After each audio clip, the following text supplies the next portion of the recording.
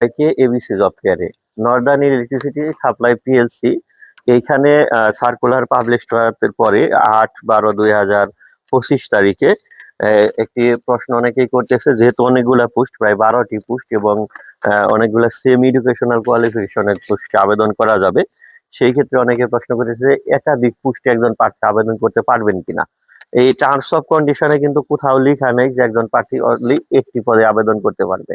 যেহেতু উল্লেখ নেই, তার মানে অবশ্যই একজন প্রার্থী একাধিক পদে আবেদন করতে পারবেন। তবে এখানে 1 থেকে 7 নাম্বার পর্যন্ত যেহেতু অফিসার লেভেল পোস্ট, ঠিক আছে, সেই সুবাদে দেখা গেল যে অফিসারের একই লেভেলে যদি করেন, অনেক সময় আপনার দেখা যায় যদি পরীক্ষা একই ডেটে হয় তাহলে অনেকে পরীক্ষা দিতে পারবে না। তবে অফিসারে একই লেভেলে হলেও দেখা যায় যে আপনার এখানে যে 7 গ্রেড গুলো, যে পোস্ট গুলো আছে, এইগুলো একদিন হতে পারে, আর বাকি যে আপনার গ্রেড গুলো আছে ধরেন 8 গ্রেড, এটা আলাদা হতে পারে। এই জন্য অফিসারে আপনি চাইলে একাধিক পদে আবেদন করতে পারেন যদি এই গ্রেড অনুসারে ভিন্ন, মানে পরীক্ষা হলে সাধারণত একই গ্রেড একই দিনে হয়, ঠিক আছে।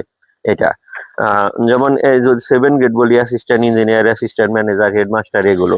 আবার এই তারপরে আছে আপনার 8 গ্রেড আসে জুনিয়র অ্যাসিস্ট্যান্ট ম্যানেজার, ঠিক আছে, এই পদগুলো। আর তারপরে হলো যদি আপনার এই 8 থেকে 12 এই 5টি পদে আসি, যেগুলো কর্মচারী পোস্ট, এইগুলোতে আপনারা যদি একাধিক পদে আবেদন করেন, দেখা যাবে যে এই পদগুলোর পরীক্ষা একই দিনে হওয়ার সম্ভাবনা আছে, ঠিক আছে। তার মানে আপনাকে আবেদন করার সময় এটা খেয়াল করতে হবে যে অফিসার লেভেলের পরীক্ষাগুলো একদিন যদি হয় তাহলে একটা আবেদন করতে পারেন, আর কর্মচারী লেভেলের যেগুলো আছে এডুকেশনাল কোয়ালিফিকেশনের সাথে মিল থাকলে আপনি সেইখানে আবেদন করতে পারেন, ঠিক আছে। মানে দুইটা দুই লেভেলে করাটাই আমার মতে শ্রেয়। তাছাড়া আপনি হয়তো আবেদন করতে পারবেন কিন্তু পরীক্ষা দিতে পারবেন না। আল্লাহ হাফেজ।